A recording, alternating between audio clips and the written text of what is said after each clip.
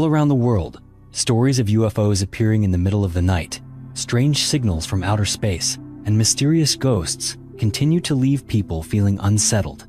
Even though science has advanced tremendously, these phenomena still have no clear explanation. Join us as we explore the unanswered mysteries of extraterrestrials and the ghosts that appear around us in today's video.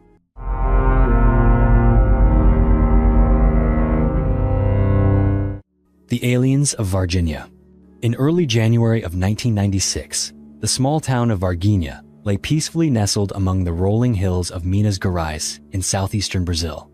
Life here remained as simple as it had always been, a reflection of rural South America, where most of the residents earned their living from sprawling coffee farms that blanketed the slopes. Coffee wasn't just a source of income for each family, it was a way of life, something that gave the region its distinct character.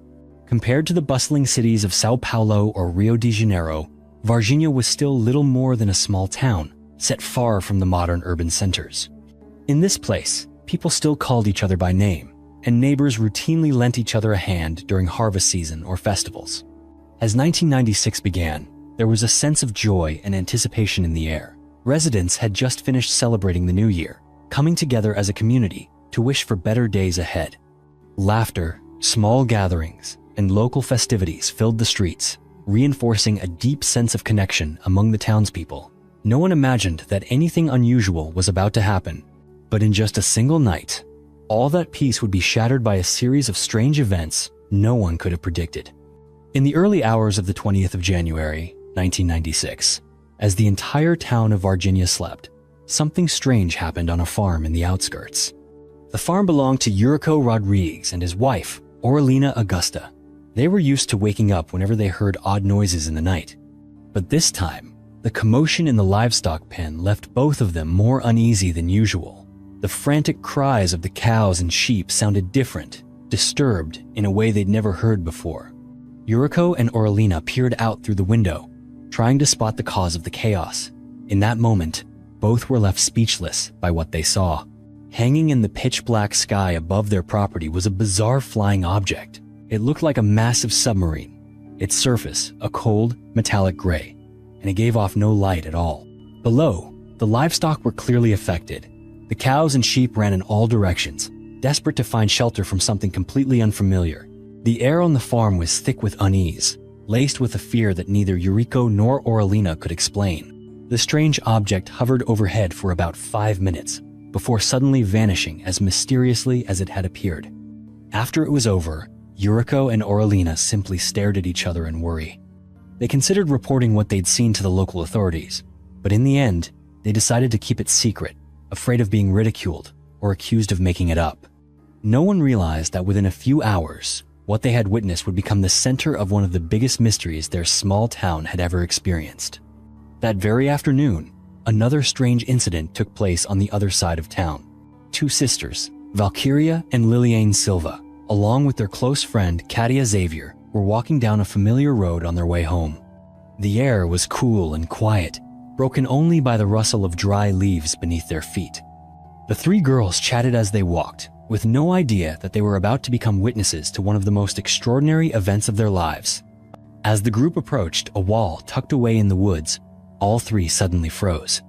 Just 7 meters ahead of them, a strange creature crouched close to the ground. At first, the girls thought it was a wounded animal, but they were wrong. The creature was unnaturally thin and small, with dark, shiny skin that looked as if it was coated in oil. Its head was abnormally large, and its eyes glowed bright red, standing out sharply on its distorted face. In a split second, the creature turned its head, its red eyes locking onto the girls, studying their every move. None of them dared to stay even a second longer. The three screamed and ran through the trees, never once looking back, terrified the creature might chase after them. When they got home, the Silva sisters collapsed at the doorway, sobbing with fear. Their mother was shocked to find her daughters in such a state of panic. Despite her efforts to comfort them, she could not ease their terror. The incident, with all its raw emotion and the lingering fear still etched on the faces of the three girls, quickly spread as gossip throughout the small town. It marked the beginning of a controversy and an obsession that would last for years in Varginha. Within days, newspapers large and small ran headlines about the bizarre events. and Brazil's most popular television show at the time, Fantástico, devoted special coverage to the discovery of extraterrestrial beings in Varginha. The arrival of national media attention turned the story of 3 teenage girls into a nationwide sensation. A sense of suspense and curiosity gripped the entire town. Conversations in coffee shops, on buses, and at the market all circled around the same question: did aliens really appear in Varginha? People began to reconsider other strange events that had happened in the area, incidents they had previously dismissed as nonsense. Many recalled seeing odd objects in the sky or hearing strange noises late at night, but until now, they'd been too embarrassed to tell anyone. Very quickly, the number of self-identified witnesses multiplied. According to some sources, more than 200 people in Varginha and neighboring areas came forward, claiming to have seen the strange creature or an unidentified flying object near the town around that time. Remarkably, many of the witness accounts shared striking similarities. They described a creature with brown skin, a thin and unusual build, an oversized head, and glowing red eyes. Some even mentioned that the creature had 3 spikes or small lumps protruding from its head, just as Katie Xavier originally described. As the rumors of the creature spread through Varginha, people began to question the role of the authorities. The town was not far from the Tres Corações military base, one of the most important bases in the region. The physical proximity between the incident and the base fueled speculation, and for years, suspicions would linger. Some sources, claiming ties to military or defense personnel, shared stories that only increased public anxiety. They said that at the time of the incident, the Brazilian military, along with local firefighters, had coordinated a plan to capture the strange creature. According to these accounts, the being was apprehended alive and quickly removed from the scene in the dead of night. The rumors kept spreading, even crossing Brazil's borders. Many speculated that after being taken by the military, the mysterious being was transported by special vehicle to Brasilia, and from there, secretly flown to the United States for dissection and research by scientists. None of these stories were ever officially confirmed, but the emergence of tales about the handling of extraterrestrial specimens only fueled the curiosity of not just Varginha's residents, but mystery enthusiasts around the world. Not stopping there, some unverified sources claimed that the North American Aerospace Defense Command had sent a warning to the Brazilian authorities about a possible UFO landing in Minas Gerais, just before the Varginha event. If true, this would mean the military was watching all along. Amidst these swirling rumors and questions, a few residents of Varginha refused to stop searching for the truth. Most prominent among them was Uberajara Rodrigues, a longtime town resident and a passionate amateur UFO researcher. With patience and diligence, Uberajara, together with fellow investigator Vittorio Paccaccini, spent months meeting witnesses, collecting stories, and checking every detail of the case. They not only listened to those who experienced the event firsthand, but also tracked down the smallest leads involving the military. Thanks to the tireless efforts of Uberajara and his team, a series of new details gradually came to light, most notably the story that unfolded in February 1996. That month, the Silva family received an unexpected visit. Returning home, the mother, Luisa Silva, found 4 strange men in sharp black suits talking to her daughters. The men introduced themselves as officials, there to ask about the recent incident. They quickly made an unbelievable offer. They proposed a large sum of money in exchange for the girls' complete denial of having ever seen anything strange in the woods that day. To the family's shock, the girls refused without hesitation, insisting that what they saw was real and could not be denied. The mysterious arrival of the 4 men in black only stoked further public suspicion. For many in Varginha, this was not just an attempt at bribery, but evoked the familiar image of the men in black. People began to wonder, was the entire Varginha affair being covered up by the government? Or perhaps by some secret organization with powers beyond the ordinary person's imagination? While many believed the events in Varginha were clear evidence of extraterrestrial visitation, more mundane theories always existed. The most common explanation was that the 3 girls had simply run into a homeless man wandering the woods near Jardim Ander. According to this theory, the man may have suffered from congenital deformities that made his appearance frightening. His odd looks, combined with the dim light and the girls' panic, convinced them they'd encountered something not of this world. Numerous news sites and forums even gave this homeless figure nicknames like Little Luis, with some even publishing supposed photos of him taken in later years. These details kept the controversy alive, with some fiercely defending the witnesses' experiences, while others dismissed them as simple mistakes, or the product of overactive imaginations. The speculation didn't end there. Some members of the public believed the whole affair was nothing more than a ploy to draw attention and boost tourism in the small town.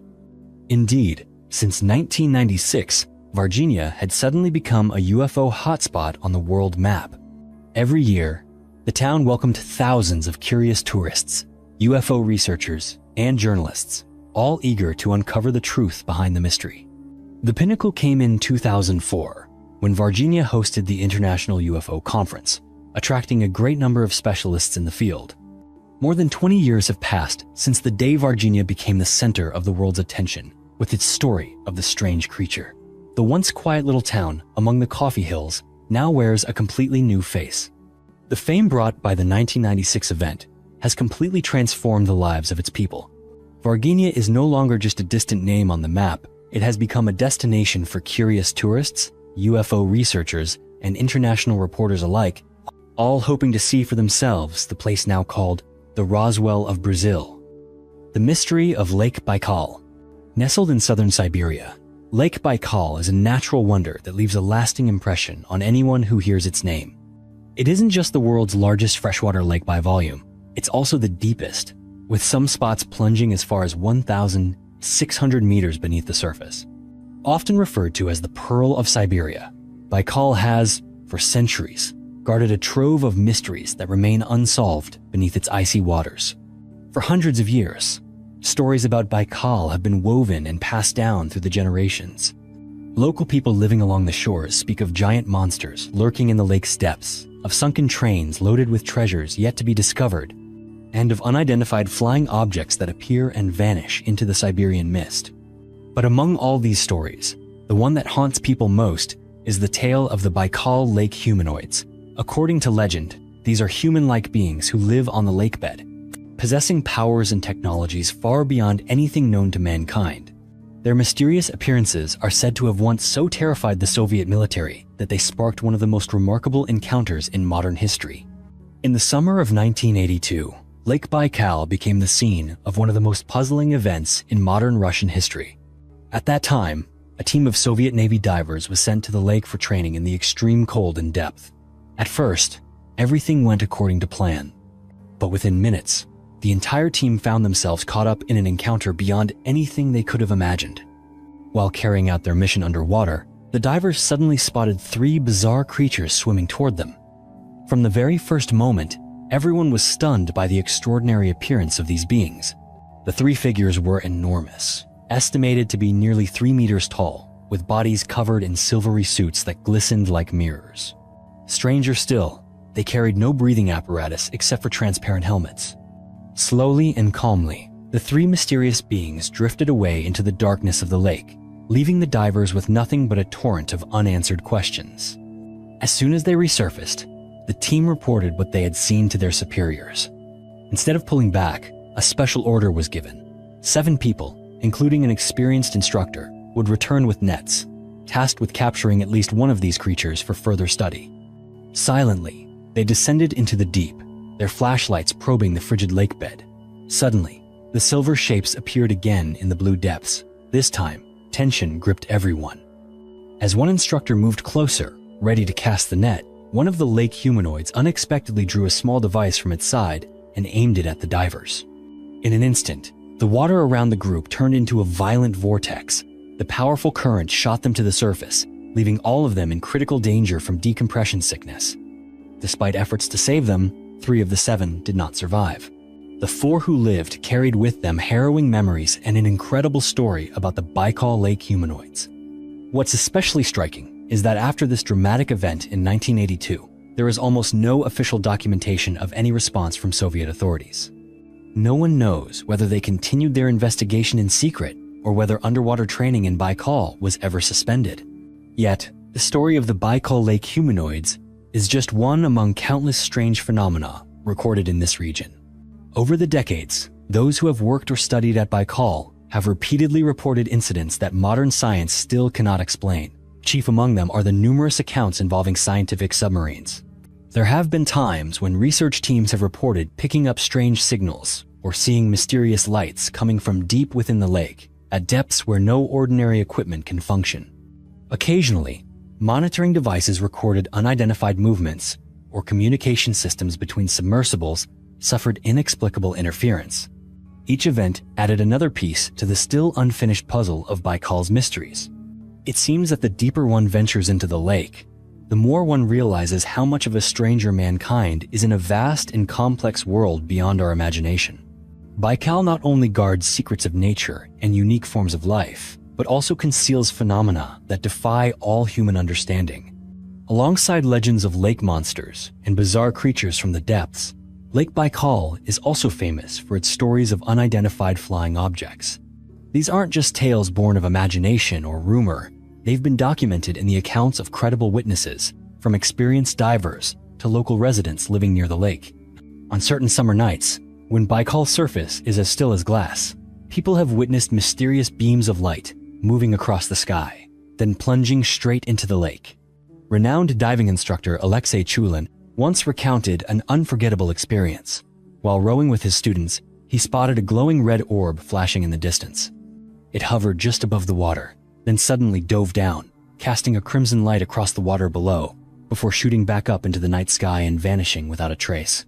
The sight left Chulin and everyone present deeply shaken. This was not an isolated incident. Many have witnessed such strange events. Sergei Kitch, a local resident, along with his son, once saw two orange orbs rise and fall as if playing above the lake. After a few minutes of bizarre movement, both orbs simultaneously plunged straight into Baikal and disappeared. These inexplicable events at Lake Baikal have inspired many theories about their true origins. One popular idea is that these unidentified flying objects may not have come from distant space at all, but from the depths of Baikal itself. According to this theory, there could be mysterious civilizations beneath the lake that humanity has yet to discover, or perhaps entire species that have inhabited these waters for centuries before man ever came to explore them. Some researchers have even suggested that if extraterrestrial visitors truly exist, they might have chosen Lake Baikal as the perfect place to hide. The water not only conceals their presence, but could serve as a vital energy source for their advanced technology.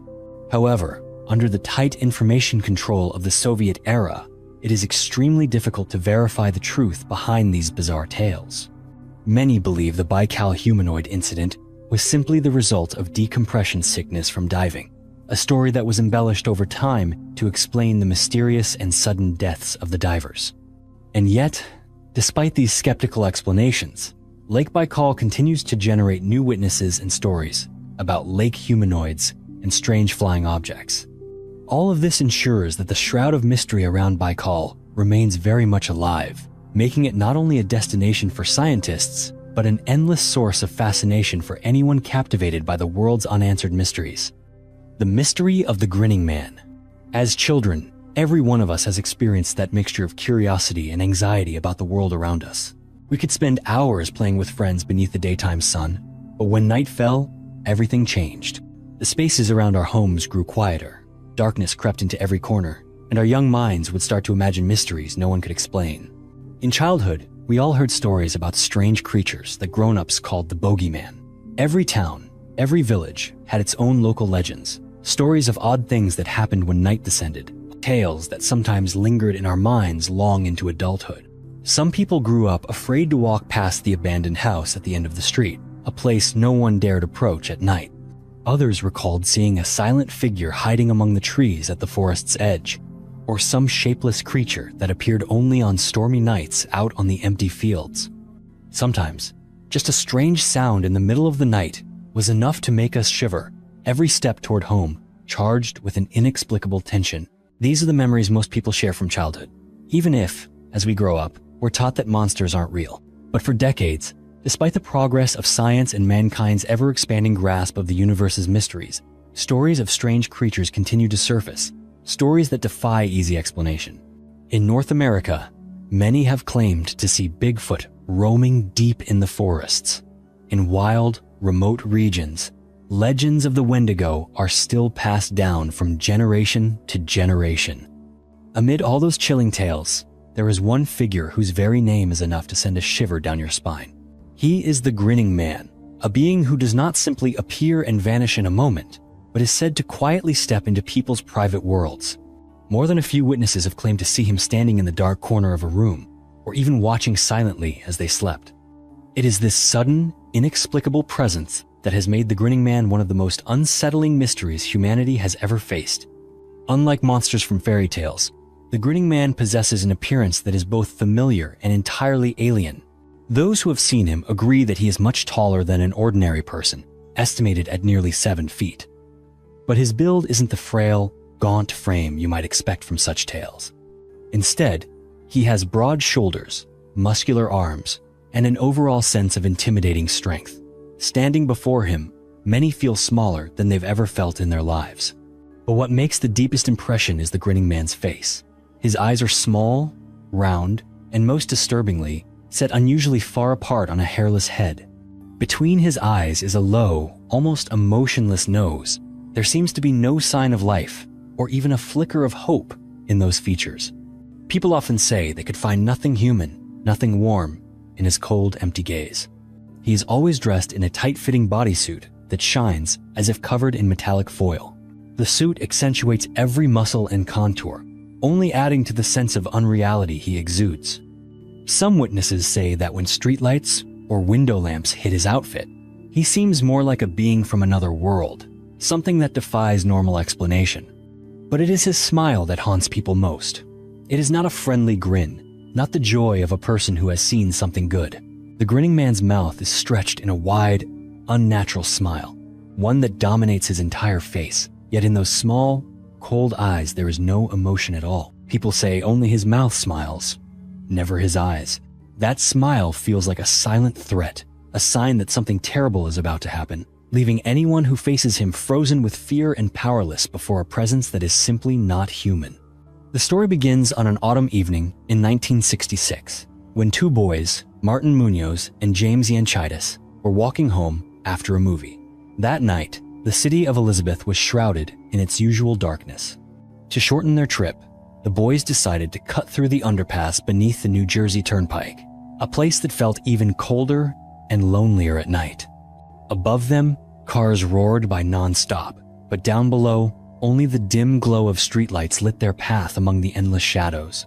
The air under the bridge felt thick, filled only with the distant rumble of cars overhead and a growing unease. Both Martin and James had heard that earlier that evening, a woman in town had been chased by a stranger in a green suit. Even as they tried to shrug it off, the fear seemed to grow with every step along that dark, empty road. As the boys neared the end of the underpass, James suddenly spotted a man standing in the bushes behind the iron fence. He nudged Martin and whispered, "Who is that?" Martin turned to look, and both boys immediately realized that the man before them was unlike anyone they had ever seen. He was enormous, powerfully built, and dressed in a shiny green suit. Most striking of all was the way the man stared, absolutely focused on a house across the street about 200 yards away. At first, he didn't seem to notice the boys, but after a few moments, he slowly turned his face toward them. Martin and James both felt a chill run down their spines as they saw his face, a face so unnatural they could hardly describe it. What stood out most was his impossibly wide, eerie smile. Without another thought, both boys turned and ran. Even after they got home, the terror lingered, and the image of that strange being haunted their thoughts every time they closed their eyes. A few days later, the story caught the attention of John Keel, a well-known writer and UFO researcher. He interviewed each boy separately, and, remarkably, Martin and James gave identical descriptions, down to the time, place, and appearance of the being they had encountered. What's more, on the night of the sighting, a UFO had been reported in the nearby area, prompting many to connect the two mysteries. Thanks to this, the tale of the Grinning Man was no longer just a baseless rumor, but quickly became one of the great enigmas of the era. The story did not end there. In the final months of 1966, a series of even stranger tales emerged. In the quiet town of Point Pleasant, West Virginia, the Lilly family began to experience a string of bizarre events. Household objects sometimes moved inexplicably, a glass falling off a shelf, books scattered across the floor, doors would slam shut in the night, even when the breeze outside was gentle, and strange noises echoed from every room, startling everyone in the family. As if that weren't enough, mysterious lights often appeared in the sky above their house, as though something unearthly was watching them from afar. The Lilleys could find no explanation, but each person in the family felt an ever-growing sense of unease. Night after night, they were awakened by sounds without a clear source, and the feeling that a stranger was always lurking nearby. The climax came on a bitter December night. Linda, Lily, the youngest daughter, was awakened at 1:45 a.m. by a strange noise in her room. Opening her eyes in the darkness, she immediately sensed something was wrong. At the foot of her bed stood a tall man, staring at her. Linda realized instantly that he was unlike anyone she had ever seen. His face was split by a huge, menacing grin, a smile so terrifying it sent a wave of cold through her body. Panic took hold, and Linda dove under her blanket, heart pounding in her chest, praying that if she couldn't see him, he would vanish. After what felt like an eternity, she finally mustered the courage to peek out. The man was gone. Only silence remained, as if nothing had ever happened. Though she was never physically harmed, the nightmare left a deep scar on Linda's soul. For weeks afterward, she refused to sleep in her own room, the fear returning every time night fell. Even more strangely, after Linda's encounter with the grinning man, all supernatural disturbances in the house abruptly ceased. The house was quiet again, but the memory of that night and of the grinning stranger would haunt Linda forever. Another story came from a November night in 1972, in the outskirts of Dunkeld, Scotland. The modest home of Mary Elizabeth McRae and her husband sat on the edge of the village, surrounded by peace and open space. For Mary, that quiet always meant safety. She and her husband had settled into a tranquil routine after their children left home. But within that calm, Mary was about to experience something that would change her life forever. That night, Mary fell asleep as usual. Around midnight, however, she was awakened by an odd noise somewhere in the room. At first, she thought it was only the wind. But as she tried to sit up, Mary was horrified to discover she could not move any part of her body. She had never experienced anything like this before, not knowing it would later be called sleep paralysis. Struggling to open her eyes, Mary looked toward the window. In the faint light of night, she realized something was wrong. The curtains she always drew tight before bed were now wide open. And in that moment, she saw a strange face pressed against the glass. Its black, empty eyes seemed to pierce right into her mind, while on its lips was a twisted, malicious smile. Mary couldn't look away, feeling as if she were hypnotized, helpless before the creature's gaze.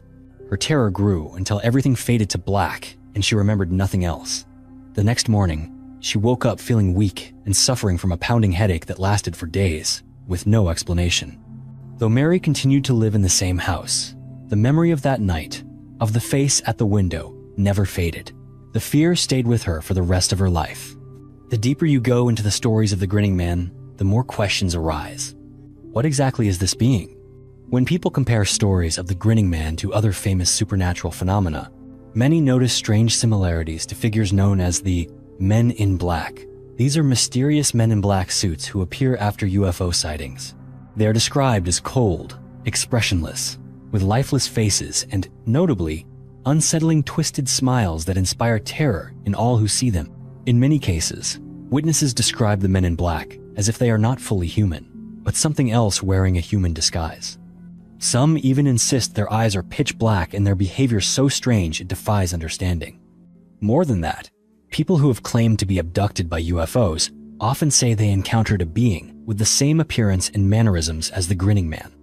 In many accounts, the name Indrid Cold comes up again and again. The first to mention it was Woodrow Derenberger, who claimed that Indrid Cold approached and spoke to him after a UFO appeared on the highway in West Virginia. Derenberger was not alone. In 1978, in Italy, a man named Pier Fortunato Zanfretta also claimed to meet a being who introduced himself as Indrid Cold right before Zanfretta was abducted onto a spaceship. This story drew international attention and was researched by UFO investigators for years. But Derenberger insisted that Indrid Cold didn't just appear once. He claimed the being visited him many times afterward. Derenberger even said Indrid Cold was accompanied by two other beings named Demo Hassan and Carl Ardo. According to Derenberger's wife, she too saw these beings and believed they meant no good for humanity. Some bold and controversial researchers have even theorized that the Grinning Man, Indrid Cold, and even the Mothman may simply be different forms of the same shape-shifting extraterrestrial species.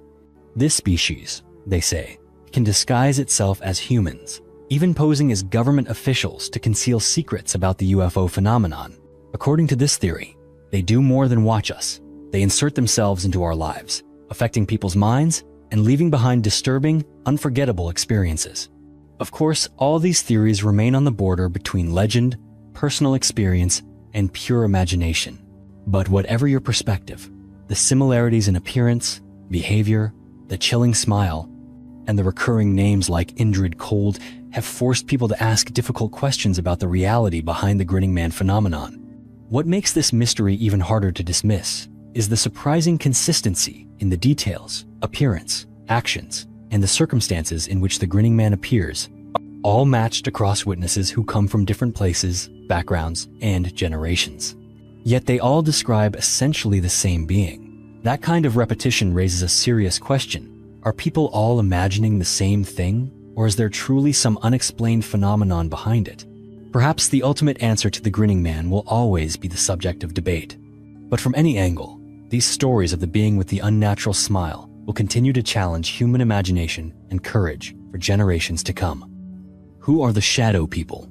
Throughout human history, there is one strange experience that almost everyone has encountered, if only once in their life. It's that unsettling feeling of being watched, even when you're alone in the familiar comfort of your own home. You might be quietly reading a book, working on some everyday task, or simply sitting and watching television in the evening. Suddenly, a chill crawls up your spine, and you find yourself unable to focus on anything else. Many people have described that, in those moments, they suddenly see a shadow move at the edge of their vision. It's just the smallest flicker, a fleeting shape in the periphery, but it's enough to make you jump. When you turn to look, the shadow has vanished, leaving behind a lingering sense of unease that refuses to fade. What makes this phenomenon so unique is that it recognizes no boundaries. No matter who you are, where you live in the world, or what culture you come from, you can become a witness to these mysterious encounters. From bustling cities to remote villages, from young children to the elderly, from east to west, millions of people have experienced at least one brush with these enigmatic dark figures. People call them shadow people. They appear and disappear as if they were never really there at all, leaving behind nothing but a trail of unanswered questions. Shadow people are often divided into two groups. The first are those elusive figures lurking at the very edge of your sight, sometimes called peepers. They are like voyeurs, always watching you from behind a door or a curtain, appearing just long enough for you to sense them, but never clear enough to see in detail. The feeling of being watched can make people restless or even panicked, yet there is no clear cause to point to. The second group is far more frightening. These are full-bodied apparitions, shadows that appear clearly, right in the center of your vision. They often show up when you are deeply asleep or in a dreamlike state. Some have said they've seen a shadow figure standing at the foot of their bed, leaving them unable to move or cry out. To this day, shadow people remain the subject of countless strange stories whispered around the world. The first story to mention is that of Michael Collis. On a late night in December 2002, 8-year-old Michael was filled with excitement for the holiday season and the gifts he would soon receive. That night, he couldn't sleep. He kept waking up, sweating and tossing from side to side, just hoping to find a cooler spot on his little bed. In the darkness, with no clock in sight, Michael guessed it must be well past midnight. His parents had gone to bed long ago, and the whole house was silent, so quiet he could hear their soft snoring from the next room. Thirsty, he reached for the glass of water by his bedside, took a sip, and lay on his back, staring up at the ceiling. He tried to calm himself by thinking about Christmas and the Nintendo GameCube he had been dreaming of for months. He pictured what game he'd play first, and all the titles on his long wish list. That's when a tiny movement by the window to his left caught his eye. The curtain was still open, and right outside was the porch roof, a place where Michael sometimes went to escape his pesky 5-year-old brother. This time, though, he saw nothing clear, only the impression that someone, or something, had just slipped past the window frame. He turned his head to check, but everything was quiet as before. Michael tried to convince himself it was only an illusion from the streetlights reflecting off the tin roof outside, but the feeling wouldn't go away. A few minutes later, Michael noticed that movement again, still in the corner of his eye, and once again, whenever he looked straight at it, there was nothing there but darkness. It happened over and over. Each time he glanced left, the shadow seemed to dissolve into thin air. It was as if something was lurking just out of sight, only present when he wasn't looking directly at it. By the fourth or fifth time, Michael decided not to turn his head anymore. He lay perfectly still, just enough to keep the shape in his peripheral vision. And then he saw it, a tall, thin figure draped in a long cloak with a wide-brimmed hat perched atop its head. In the dim glow from the streetlights, the entire figure was cloaked in shadow. There were no features, only a stark black outline etched against the night sky beyond the porch. Strangely, rather than feeling fear, Michael simply felt annoyed, like someone was disturbing his sleep. After a while, the figure began to move, pacing slowly in front of the window, striding back and forth across the porch like a soldier on patrol. Sometimes the steps were quick, sometimes unnaturally slow, as if it wanted Michael to notice it. The boy's irritation grew. Finally, Michael decided to get up and close the curtain. The moment he drew the curtain shut, he heard hurried footsteps running across the porch roof, and then silence. Peeking one last time through the crack, Michael saw that the porch was empty. There was no trace of the shadow figure anywhere. The next morning, Michael woke up having forgotten everything that had happened in the night. All the strange sensations, all memories of the shadow by the window, were gone from his 8-year-old mind. It wasn't until many years later, as a college student, that Michael was forced to confront that memory. One day, a friend lent him a book on strange phenomena, with an entire chapter devoted to shadow people. When he read the description of the Hat Man, a shadow in a long cloak and wide-brimmed hat appearing at night, Michael felt a chill run down his spine. All the memories from that night rushed back, as vivid as if they had happened yesterday. Returning home at the end of the semester, Michael shared his childhood experience with his mother, explaining what he had read about the Hat Man. Before Michael could ask if anything strange had happened in the family that year, his mother quietly asked, "I wonder if he came for Emily." Michael froze. Emily was his childhood friend from next door, a girl he had forgotten, who died suddenly in her sleep on the 23rd of December that year, just 2 days after the night Michael saw the Hat Man on his porch. What had made Michael forget such a loss? Was it a pain too deep to bear, buried by memory? Or was there something more mysterious behind the Hat Man's appearance that Christmas night? Those questions remain unanswered. But for Michael Collis, that summer night in Brendale became an indelible mark on his soul. Next is the story of the Putney family. Sarah Whitaker never imagined that a story her grandmother told her would stay with her for life. It was the memory of a terrifying night in the Putney family's little house in Cranbrook, Kent, in southern England. The main characters were Sarah's grandparents, Albert and Susan Putney. In their old age, like many elderly couples, the Putneys chose to sleep in separate rooms. It was a habit that made rest easier, but also because Albert suffered from sleep apnea, which caused him to snore loudly and toss and turn at night. Susan was used to quiet nights in her small room, only occasionally stepping out into the hallway to use the bathroom. One night in 2013, as darkness covered the small town of Cranbrook, Susan woke up with the urge to use the restroom. Everything was so quiet, only the ticking of the clock and the faintest sounds drifting in from the garden. On her way back to bed, she paused by Albert's door, as she always did, listening for his familiar snores, always worried about his health. But that night, something was different. Instead of the usual rhythmic snoring, she heard only shallow, ragged breaths, almost as if he were choking. A sense of dread crept over her, and Susan pressed her ear to the door to listen more closely. In that moment, she realized Albert might be in danger from the sleep apnea that had plagued him for years. Immediately, she opened the door, intending to wake him, but what she saw stopped her dead in her tracks. In the dim light from the window, she saw a dense, faceless black shadow, just a vague outline of a head and shoulders, sitting on Albert's chest. It was not human, nor did it resemble any ghost she had ever imagined. Susan stood frozen, paralyzed, unable to move or even call out. The shadow turned its head toward her, as if aware of her presence. In that moment, she felt the entire room fill with cold and darkness. Suddenly, the shadow vanished into thin air, leaving no trace. The entire episode lasted only a few seconds, but it left a scar on her memory for the rest of her life.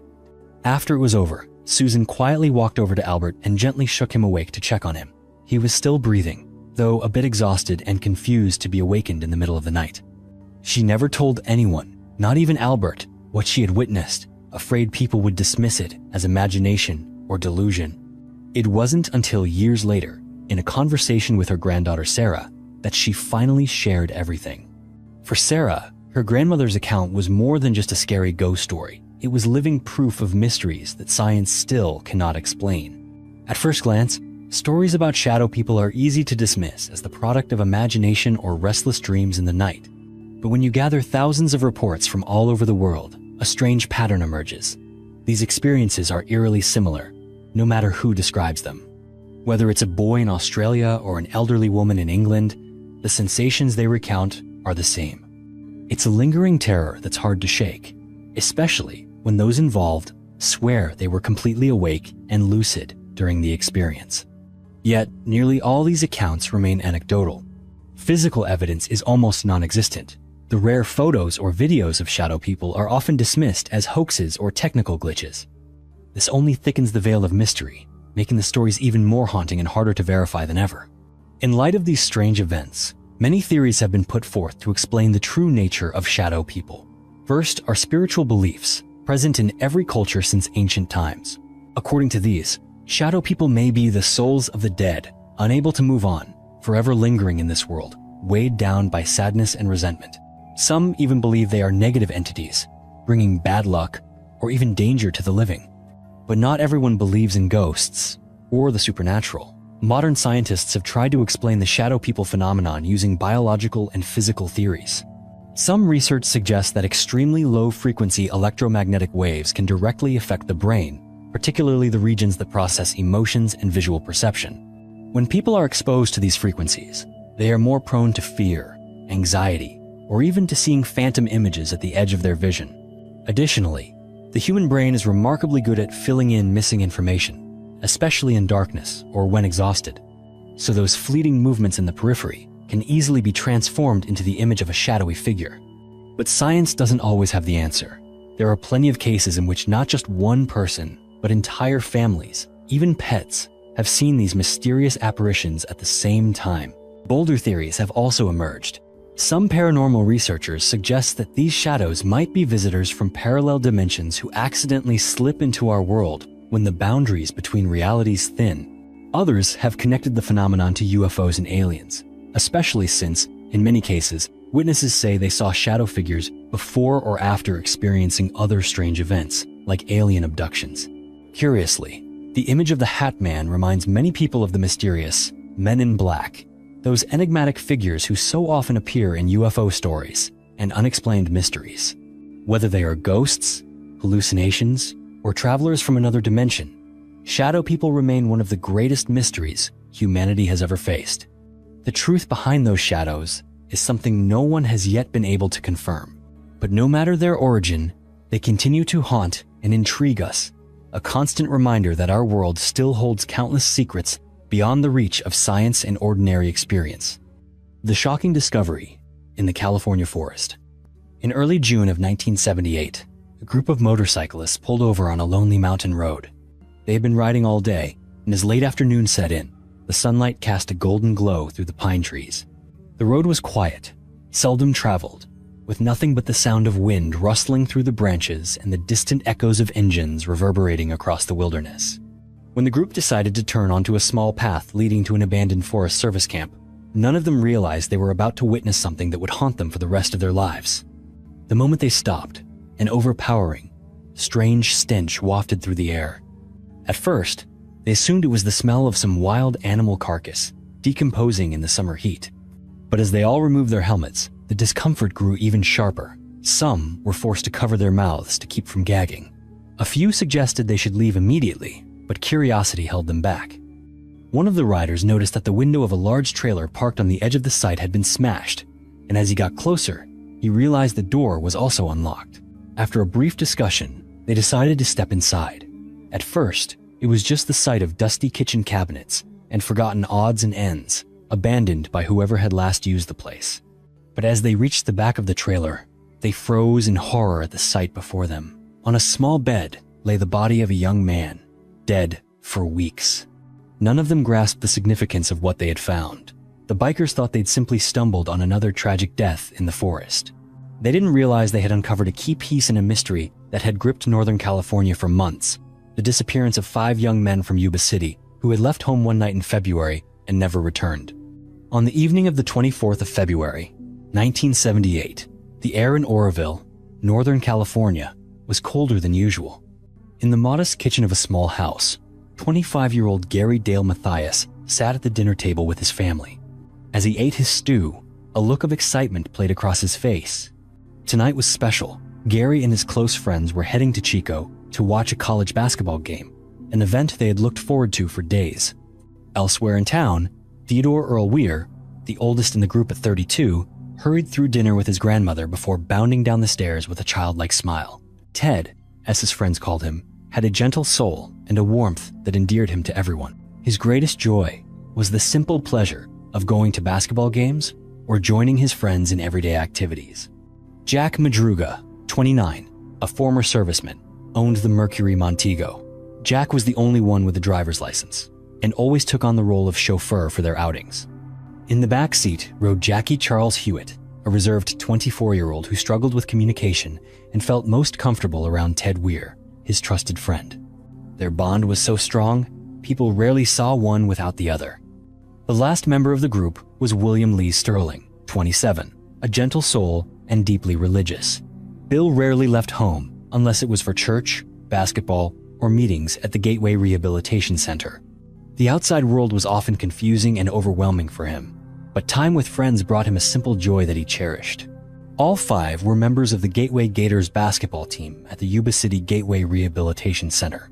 They weren't just teammates, but close friends, helping one another overcome the challenges of intellectual disabilities and persistent mental health struggles. To their families and the community, each was unique, but on the basketball court, they were one inseparable unit. That evening, the friends prepared for the trip to Chico, a journey that was both for fun and to fuel their passion for basketball. More importantly, it was also preparation for their own big game the following day. As night fell over the winding roads of Northern California, the 5 young men from Yuba City left home, carrying only the simple hopes of a fun night with friends and the thrill of live basketball. The battered bronze Mercury Montego waited outside, and one by one, they climbed in, waving goodbye to their families, with promises to return as soon as the game was over. It was a cold Friday night, but all they felt was excitement and anticipation. They followed Highway 70 toward Chico, the sparse streetlights fading into the deep stillness of pine forests and rolling hills. All the way, their conversation buzzed with talk of tomorrow's game and dreams of making it to the Paralympics, mixed with laughter and the rustle of fresh snack bags. When they arrived, they joined the crowd at California State University, Chico, where the game was held. Later, witnesses confirmed that the 5 friends were indeed at the stadium, blending in with the spectators. After the game ended, around 10 p.m., they didn't head home right away but stopped by a nearby convenience store.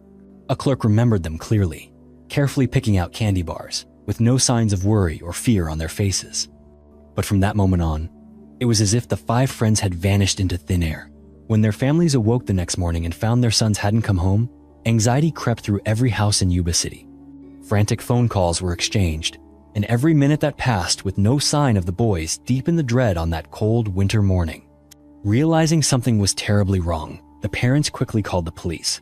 Local authorities understood the gravity of the situation immediately. These 5 men weren't thrill seekers or troublemakers, but responsible, disciplined, and deeply attached to their families. There were no notes, no warnings, and no one could have predicted that, in one night, their lives would split from the familiar path, leaving a community in shock and a mystery that would last for decades. As fear spread through Yuba City, the search began, led by Lieutenant Lance Ayers. With years of experience in Northern California, Ayers knew every member of the group. He'd even attended school with Ted Weir and his brothers. This made the case personal, not just a duty. Initial searches were small, but soon expanded into the surrounding hills, back roads near Chico, and beyond. The families combed through every possible clue, while law enforcement and volunteers scoured the forests. The weather grew harsher, but hope pushed them to keep searching.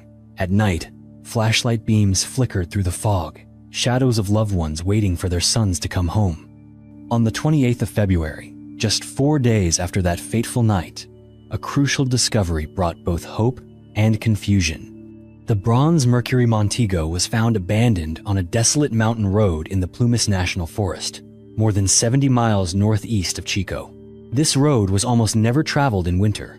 When investigators approached the car, they found it in surprisingly good condition. All 4 tires were fine, not stuck or bogged down as some had suspected. The gas tank was nearly full, meaning the car could have gone much farther. Inside, road maps were neatly folded in the glove box. There were no signs of panic or haste. The only odd thing was that the car keys were missing. Despite careful searching in and around the vehicle, no one found them. There was no sign of damage, no blood, no evidence of violence, nothing to suggest theft or a struggle. In early June of 1978, it was that group of motorcyclists, wandering the empty mountain roads, who made the discovery everyone in Yuba City had both hoped for and feared. In the pale evening light, when they stopped at a small ranger cabin deep in the woods, they were immediately hit by the unmistakable, lingering smell of death in the suffocating air. The abandoned trailer sat quietly on the edge of the forest, untouched for months. When the door swung open, a cold, grim scene lay inside. At the back of the trailer, on a narrow bed, was the body of Ted Weir, the oldest of the group. Weir's body was curled under 8 heavy blankets, completely covered, as if he'd been trying to cling to the last traces of warmth in his final weeks. Once a man who weighed nearly 200 pounds, Ted was barely over 90 pounds when he was found, evidence of prolonged exhaustion, starvation, and bitter cold. Strangely, there were no signs he had tried to crawl out of bed or escape, as if he had simply waited, quietly, for the end in utter isolation. What the group discovered became even more puzzling as they checked the trailer. All around Ted's body, in the cupboards and on the floor, were unopened packs of dried food, enough military rations to keep the entire group alive for months. There were boxes of matches, stacks of old newspapers and books, more than enough to start a fire and cook food. Outside the trailer, a full propane tank sat ready to supply heat to the freezing cabin. Yet, for reasons no one could understand, none of it had been used. It was as if every chance for survival had been lost in some kind of silent despair. Just a day later, police searching the trails around the trailer found more haunting scenes. Jack Madruga's body was discovered nearly 11 miles away, lying along the road that led back toward the Mercury Montego. It seemed he had tried, in desperation, to make it back to the car, but hadn't the strength to finish the journey through the freezing wilderness. His body had been ravaged by wild animals. Only scattered remains of his final, unfinished trek were left. Not far from Madruga, the police found the skeletal remains of Bill Sterling. Bits of bone and scraps of clothing were spread over a wide area, evidence that Sterling, too, had been torn apart and scattered by forest predators beneath the thick branches. The family's pain deepened when Jack Hewitt's father insisted on searching for his son himself. He was the one to find a section of spine, a pair of jeans, and the familiar shoes of his boy, lying cold and alone in the forest. The next day, police found Hewitt's skull nearby, confirming his identity with dental records.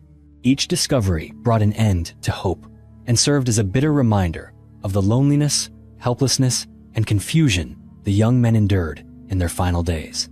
But the greatest mystery, even now, is the fate of Gary Mathias. Despite weeks of searching, no one ever found his body anywhere in the forest. Only Mathias's shoes were discovered in the trailer, next to Ted Weir's body. Many have speculated that Mathias had to swap shoes with Weir when his own feet became swollen from the cold. But no one knows where he went, how long he survived, or where, if ever, he finally fell. To this day, what really happened to the 5 young men from Yuba City on that cold night in late February 1978 remains an enigma that no one has fully explained. The simple truth is that every clue has only added another layer to the mystery, leaving behind a trail of unanswered questions and sorrow for the community and the investigators. Why would a group of men, by all accounts cautious and not prone to risk, abandon their Mercury Montego, the only thing that could have taken them safely home, and choose instead to walk more than 20 miles through rugged, freezing mountain terrain? The car was intact, not out of gas, not stuck, and showed no sign of mechanical failure. There was no indication they had been forced out in a panic, and no one has ever understood why they would have left in the middle of the night when the temperatures were far below human endurance. But the strangeness didn't stop there. When they finally reached the abandoned trailer in the woods, survival was still within reach. There was untouched food in the cupboards, matches, old newspapers, and books for making a fire, and the propane tank just needed a simple action to heat the whole cabin. Yet, none of them did anything to save themselves. Why did Weir die of cold and hunger beneath 8 blankets, surrounded by the very resources that could have kept the whole group alive for weeks? The role of Gary Mathias makes everything even more tangled. He is the only one never found, leaving behind just his shoes in the trailer, leading many to believe he swapped them with Weir when his feet swelled from the cold. But after that, no one knows where he went. Did he try to find help, search for the others, or simply wander deeper into the forest, vanishing forever in the icy wilderness? Mathias's disappearance has sparked a host of theories about what really happened in those last hours. Some believe the boys were chased that night, by someone or by something, forcing them to flee into the forest in terror. Jack Madruga's mother always insisted her son and his friends had been driven up that mountain road, for there was no reason they would have left the car of their own accord on such a freezing night.